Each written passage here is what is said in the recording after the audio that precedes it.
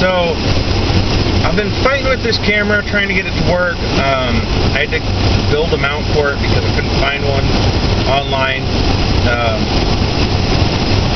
At least not one that I liked.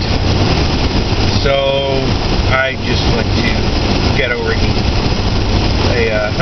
It's very rigged. It's a binder clip, some zip ties, and a mount from a selfie stick, essentially.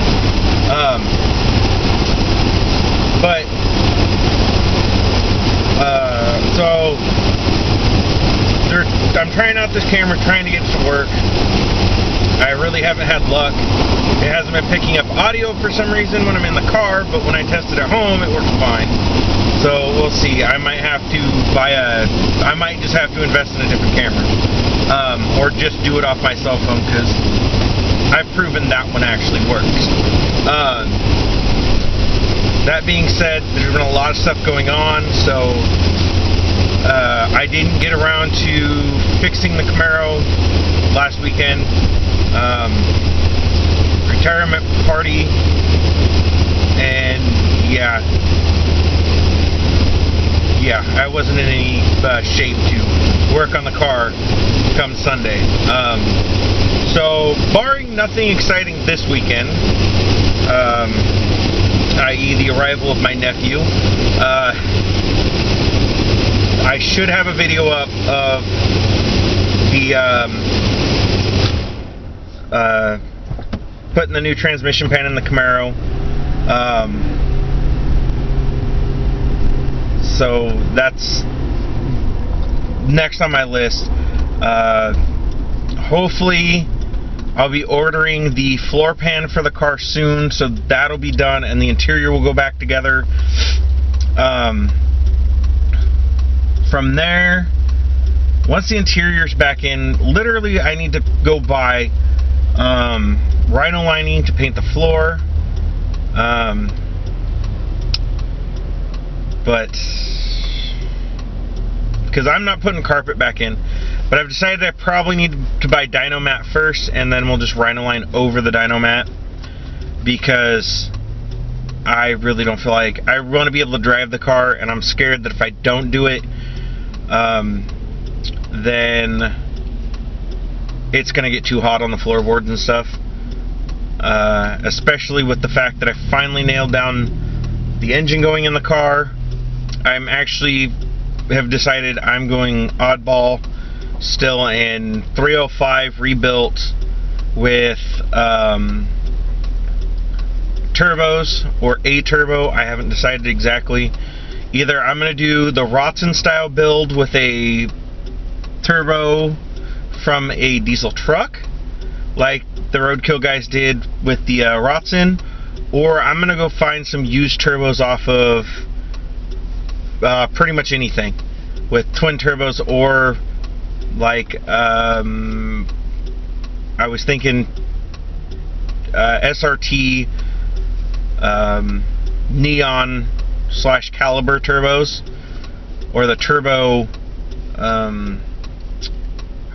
PT Cruiser turbos, because in theory my brain says, and you guys can correct me in the comments down below or whatever, but in theory my brain looks at it as it's a 5-liter motor, and the motor in a SRT8 is a 2.4 liter, so essentially one turbo makes decent power with half of my motor.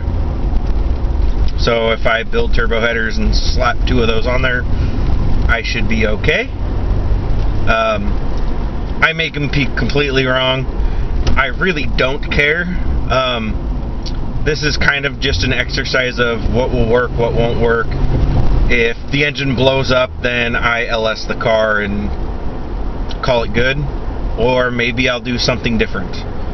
Something really a different motor from something else.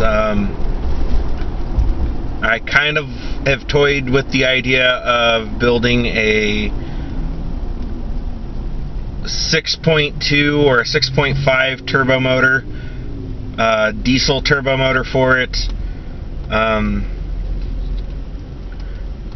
just to kind of keep with the military theme. but I don't know if I'll end up doing that. I thought about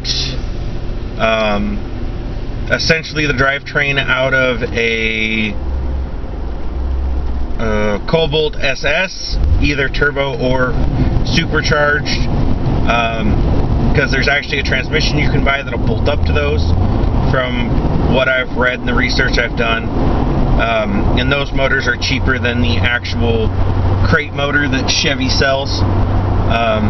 It's the same motor essentially, but it's cheaper to buy one out of a SS. So I've thought about that. I've thought about doing a modern Hemi swap, which I'm not 100% keen on, but if I do it, it'd have to be a 426 stroker kit, because I've always wanted a 426 Hemi in something, and that just kind of makes sense to me. So that's kind of what we're toying with right now. I mean, those are later on down the road. That's if I can't keep this 305 turbo from blowing up, which I'm not going to build a huge horsepower motor. It's not going to be something that makes gobs of power. I literally would be happy with a 300, 400 horsepower twin turbo motor. I know it sounds like, why even bother? You could drop in a big block. There's something about learning on this car, using it as, I'm going off the motto the Army has, not so much motto, but something that I heard a lot growing up because my dad was in, and a lot that I heard in, is you always adapt and overcome. Well, I want to build a relatively cheap motor but still make decent power. And I've driven a couple of cars that weigh about the same that make 300 horsepower, and it's more than enough power. I've never driven a turbo 300 horsepower car that I know of. I mean, I've driven GT500s, and those are close. That one was, I think that was almost a stock one. It might have been a little bit over, but it's still a 500 horsepower, 6-speed supercharged V8, which is not a bad deal, but it's not 100% what I wanted, what I want.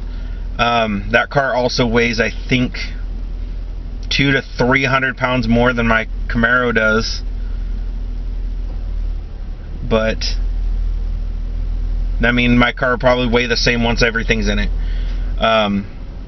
For the fact that it's getting caged, it's getting turbo kit, it's getting bigger tires, it's getting a torque armor, suspension.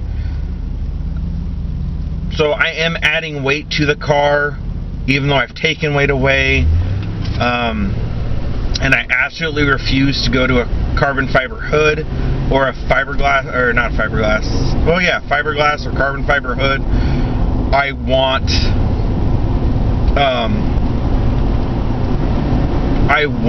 the steel hood for whatever reason. I just do. I'm a big fan of the flat nothing hood.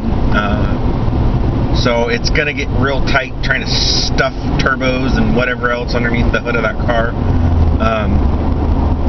But we'll see what happens. I am gonna probably end up taking the inner fender wells out and putting a set, and either modifying the ones I have to be to handle the wider tires that are going in the front, or I will just spend the money to get the carbon fiber ones that are on the market that are designed for wider tires.